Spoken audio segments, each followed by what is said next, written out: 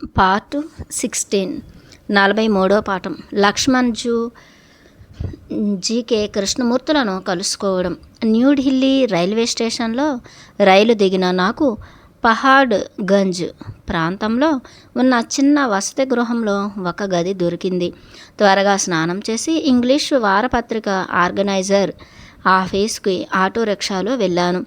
అప్పుడు నాకు అది అతివాద దక్షిణపక్ష రాష్ట్రీయ స్వయం సేవక సంఘం అనే హిందూ వ్యవస్థ తరపున ప్రచురణ కొనసాగిస్తుందన్న విషయం తెలియదు. నాకు సంబంధం ఉన్నంతవరకు ఢిల్లీలో నేనెరిగిన అడ్రస్ అదొక్కటే. నా మిత్రుడు నాయర్ ఎక్సెంట్ మ్యాగజిన్ను మూసేసి చెన్నైకి తిరిగి వెళ్ళిపోయాడు. బాబాజీ శిష్యుడైన పంజాబీ వర్తకుడు చనిపోయాడు. ఆర్గనైజర్ తాలూకు చెన్నై విలేకరిని నాకు మా మిత్రుడు నాయరే పరిచయం చేశాడు. ఈ విలేకరి పేరు నేనిప్పుడు మర్చిపోయాను.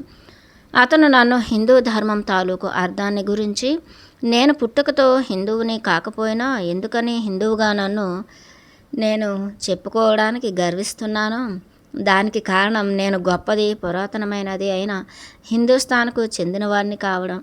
దాన్ని వివరిస్తూ ఒక వ్యాసం వ్రాయమని ప్రోత్సహించాడు. నన్ను హిందువని వ్యవహరిస్తే నేనెందుకు గర్వపడుతున్నాను అనే శీర్షికతో వ్రాసిన వ్యాసాన్ని ఆర్గనైజర్ ప్రచురించిన తర్వాత నేను మరికొన్ని హిందూ తత్వాలకు మతానికి సంబంధించిన వ్యాసాలను కూడా ఇచ్చాను. ఆ విధంగా నేను అప్పటి సంపాదకుడు క్రీస్తు శకం కె.ఆర్. మల్కానీతో సంపర్కంలో ఉండేవాడిని. నాకు వ్రాసిన ఉత్తరంలో ఆయన నేను ఎప్పుడైనా ఢిల్లీకి వస్తే తనను కలుసుకోవాలని వ్రాశాడు. నేను కలుసుకున్నప్పుడు మల్కానీ గారు పక్కాగా సాహెబ్ లాగా పూర్తిగా పాశ్చాత్యీకృతుడై ఉన్నారు.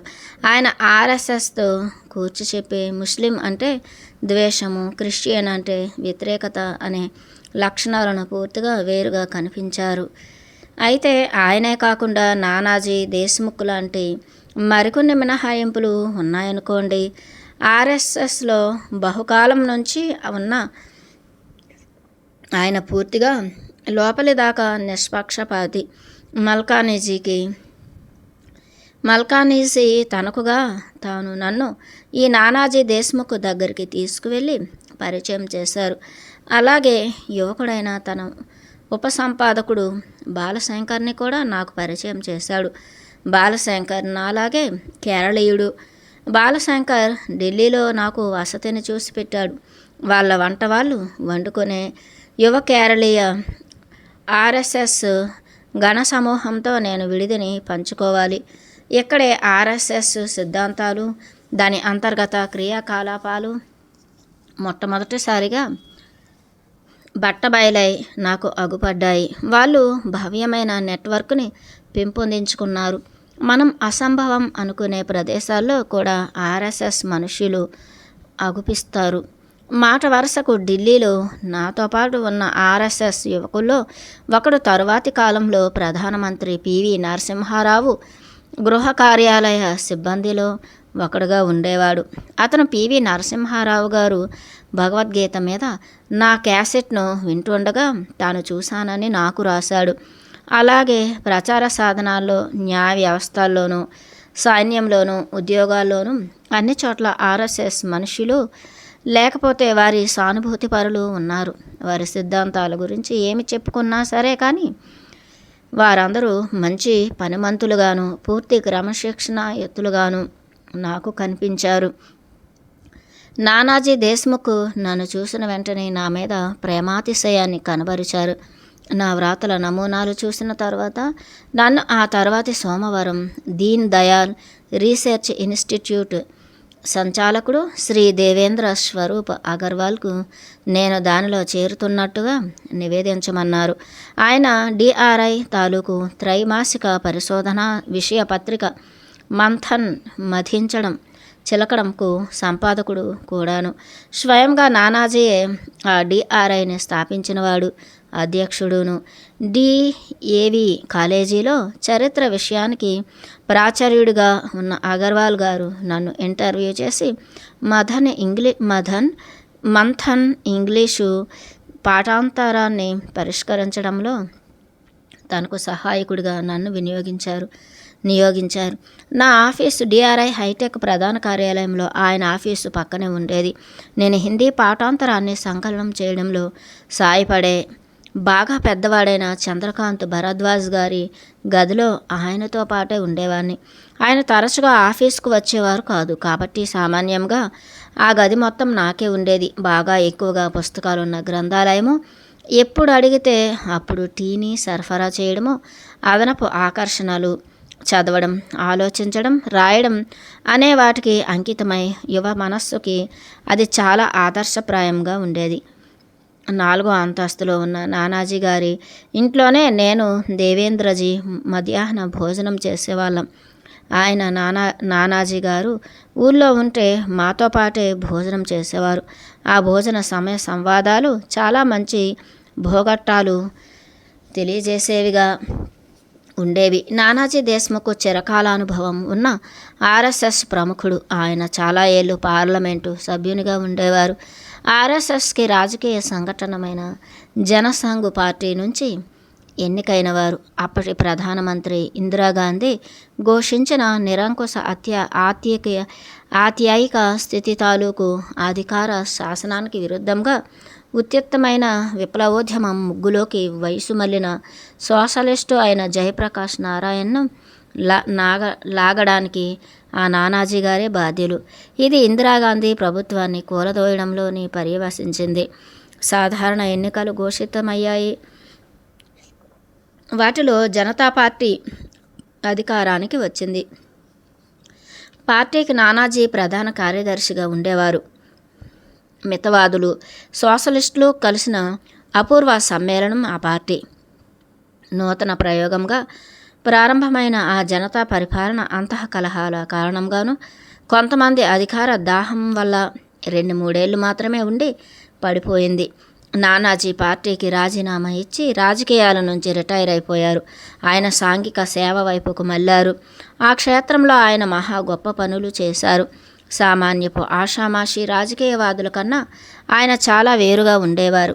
ఎందుకంటే ఆయన తన తప్పులను ఒప్పుకునేవాడు. తాను వ్యతిరేకించి పోరాడిన ఇందిరాగాంధీ అన్నా కూడా ఆయనకు ఏ రకమైన వైషమ్యము లేదు. నిజానికి ఆయన నాతో ఆవిడ ఒక గొప్ప నాయకురాలు అని, కానీ ఒక ప్రత్యేకమైన కుట్రదారుల ముఠా ఆవిడను తప్పుదారు పట్టించి ఆత్యాయిక పరిస్థితిని ఘోషించే తప్పిదం ఆవిడ చేత చేయించారని చెప్పడం నాకు జ్ఞాపకం ఉంది.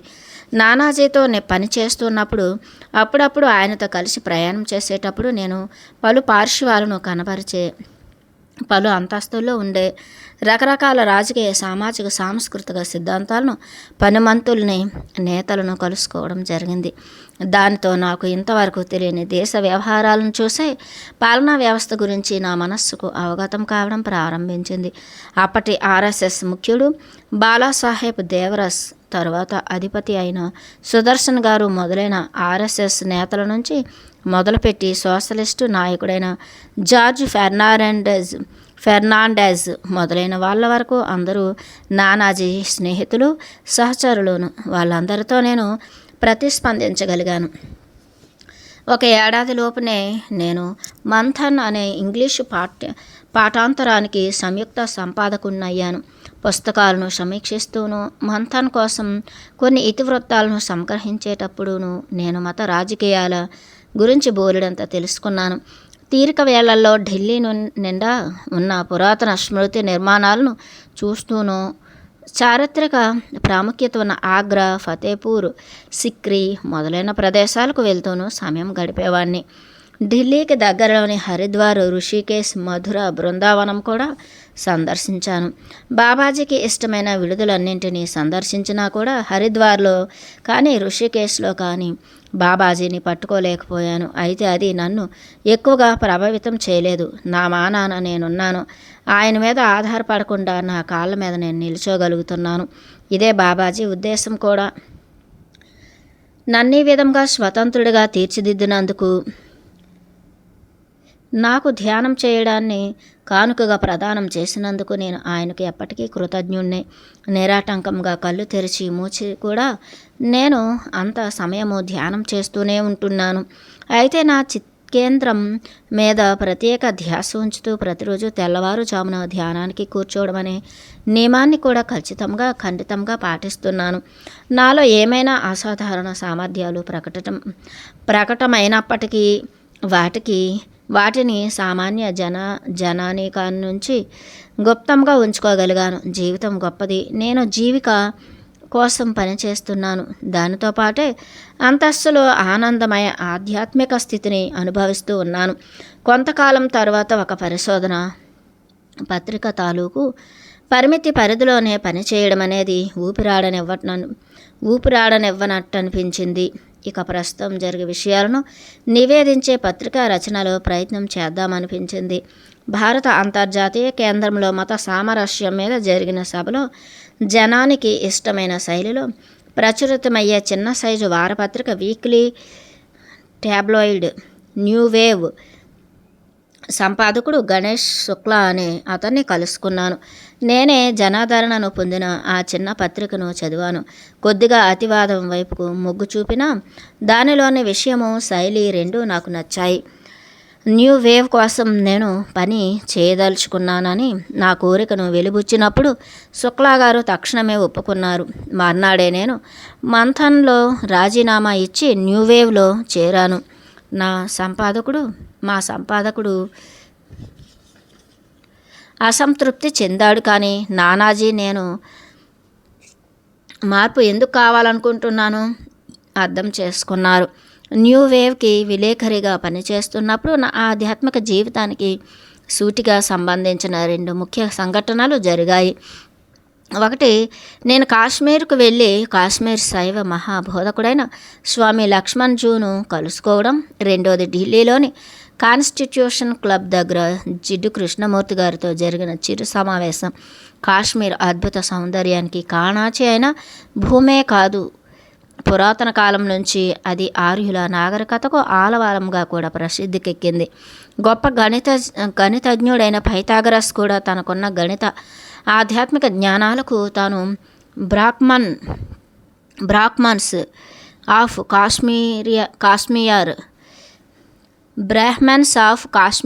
కాశ్మీర్స్కు రుణపడి ఉన్నానని చెప్పుకున్నాడు. బ్రాహ్మణ్స్ కాశ్మీర్స్ చెప్పుకున్నాడు. గొప్ప చైనా యాత్రికుడు, చరిత్రకారుడు అయిన హ్యూయాన్ సాంగ్ తన జ్ఞానాన్ని పెంపొందించుకోవడానికి కాశ్మీర్ వెళ్ళాడు. కాశ్మీర పండితుల్ని వారి విద్యా పాండిత్యాల దృష్ట్యా ఆయన ప్రస్తుతించాడు. మరొక చైనా యాత్రికుడు ఆన్కాంగ్ కాశ్మీర్ వెళ్ళి అక్కడ బౌద్ధ భిక్షువుగా బతికాడు. మతము, తత్వశాస్త్రము అనే విషయాలను లోతుగా అధ్యయనం చేస్తున్న 300 పైచీలకు మఠాలు కాశ్మీర్లో ఉన్నాయని ఆయన చెప్పాడు. అదే కాక కాశ్మీర శైవం అనేది శివానుయాయుల తాలూకు తత్వానికి, అభ్యాసానికి గంభీరమైన చేరికనిచ్చే మార్గం. అదే అనుభూతివాదానికి తదాభ్యాస్యానికి కాశ్మీరు మనకు ప్రదానం చేసిన అనుపమాన బహుమానం. కాశ్మీర్ లోయ తాలూకు సన్నివేశ సౌందర్యం గురించి చెప్పాలంటే ఈ అందమైన రాష్ట్రానికి ఒకసారి వెళ్తే చాలు. మొఘలాయి చక్రవర్తులు భూలోక స్వర్గం అని వర్ణించిన మాటలతో ఎవరైనా ఏకీభవించి తీరుతారు. అగర్ ఫిరదౌస్ బర్ రుయే జమీన్ అస్త్ హమీన్ అస్త్ భూమి మీద స్వర్గం అంటూ ఒకటి ఉంటే అది ఇదే అని వాళ్ళు పర్షియన్ భాషలో వర్ణించారు. తూర్పున టిబెట్ సరిహద్దుగా, ఉత్తరాన చైనీయుల తుర్కిస్తాన్, రష్యాలు సరిహద్దులుగా, పడమట ఆఫ్ఘనిస్తాన్ సరిహద్దుగా,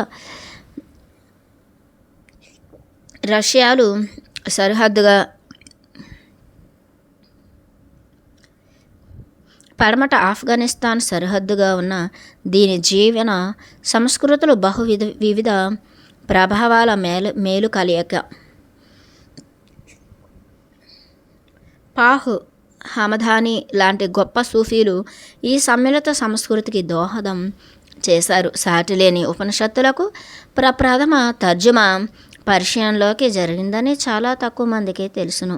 నియంత అయిన మొఘల్ చక్రవర్తి ఔరంగజేబు అన్న పూజ్యుడైన దారాషికో ఆ అనువాదానికి యోచన చేసి ఆ ఆలోచనను కార్యరూపం దాల్చేలా చేశాడు.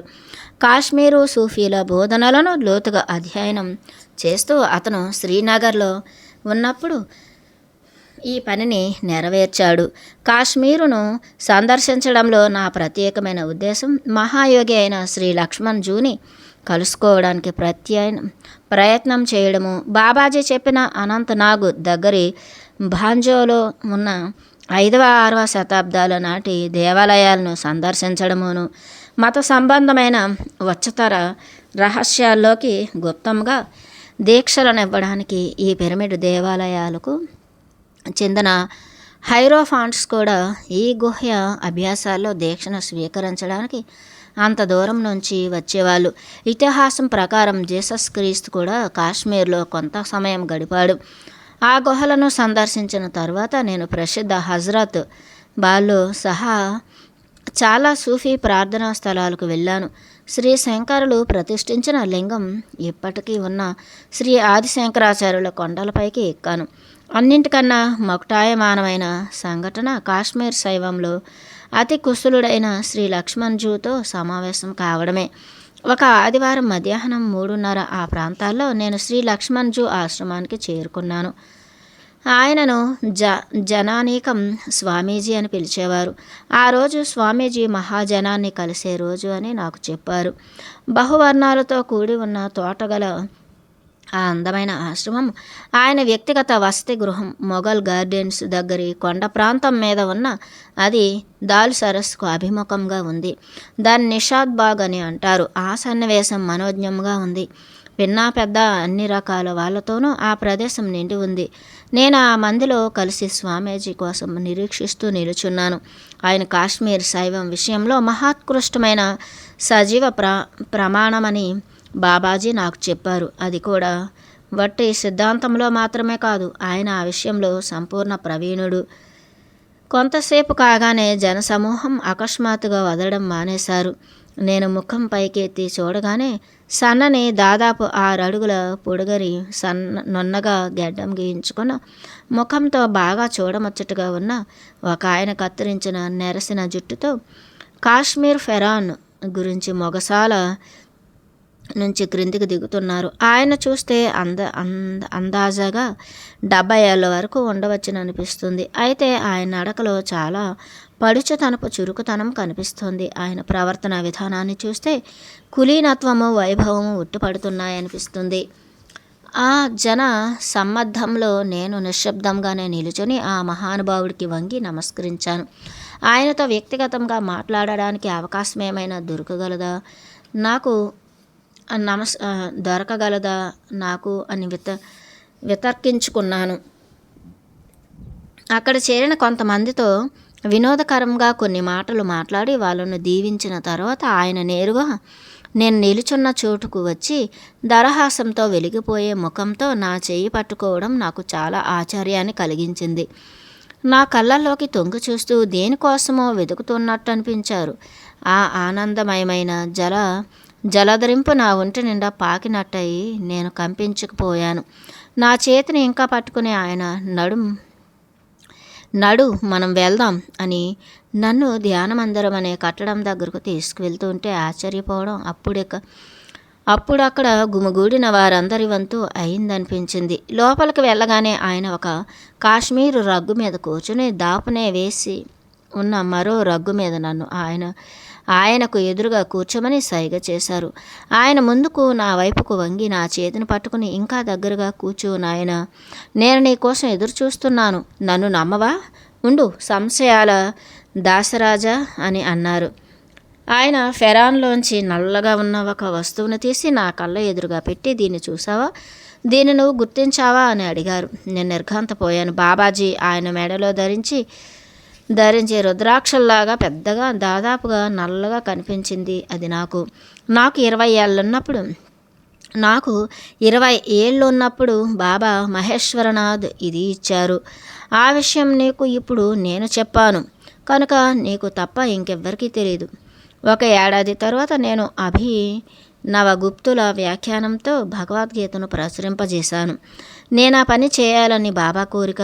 మీ గురువుగారు నిన్ను నా దగ్గరకు పంపడం నాకు చాలా సంతోషకరమైన విషయం. బాబాజీ నా వ్యక్తిగతమైన గురువు కాకపోయినా నాకు ఆయనంటే మా గురుస్వామి మెహతాబ్ కక్ కన్నా కానీ, లేకపోతే మా పరమ గురువు స్వామి రామా కన్నా కానీ తక్కువ గౌరవం లేదు. మీ గురువుగారు నిన్ను కనుక్కోవడం వల్ల నువ్వు అదృష్టవంతుడు అవడమే కాదు, శ్రీ గురువుతో నీ అనుబంధం తిరిగి స్థాపితమైంది. నా కళ్ళల్లో నీళ్లతో నేను, స్వామీజీ, ఇంతకన్నా నేను ఇంకేం చెప్పగలను? నా గురించి మీకంతా తెలిసినట్టే ఉంది అని అన్నాను. ఒక అరగంట పాటు మేము కాశ్మీర శైవంలోని కొన్ని విషయాలను, వాటి అభ్యాసం గురించి చర్చించుకున్నాం. నా రోజువారీ క్రియాభ్యాసంలో కొన్ని మార్పులను సూచించి నన్ను ప్రత్యభిజ్ఞా హృదయం, విజ్ఞాన భైరవం, పరాత్రిశిఖ వివరణ అనే గ్రంథాలను చదవమని చెప్పారు. మా సమావేశాన్ని ముగించే ముందు ఆయన బోధ పంచదశిక, పరప్రవేశిక అనే సంస్కృత పుస్తకాలను 15 version of wisdom, entrance into supreme reality అని ఇంగ్లీషులోకి అనువదించిన 2 చిన్న పుస్తకాలను ఇచ్చారు. నేను ఆయన ముందు సాష్టాంగపడి లేచాను. నువ్వు బాబాజీని తిరిగి సందర్శించినప్పుడు నా ప్రణామాలను చెప్పు. అమృతేశ్వర భైరవుడు, మోక్ష సుధా ప్రభువు నీకు ముక్తిని ప్రసాదించుగాక అని అన్నారు. ఇవే ఆయన నాతో అన్న చివరి మాటలు. కాశ్మీర్ నుంచి నేను ఢిల్లీకి తిరిగి వచ్చాను. ఢిల్లీకి తిరిగి వచ్చిన 2 వారాల తర్వాత 2 రోజుల పాటు కాన్స్టిట్యూషన్ క్లబ్ ఆవరణంలో జిడ్డు కృష్ణమూర్తి గారు సాయంకాల ప్రవచనాలు ఇస్తున్నారని విన్నాను. వివిధమైన కారణాల వల్ల మొదటి రోజు వెళ్ళలేకపోయాను.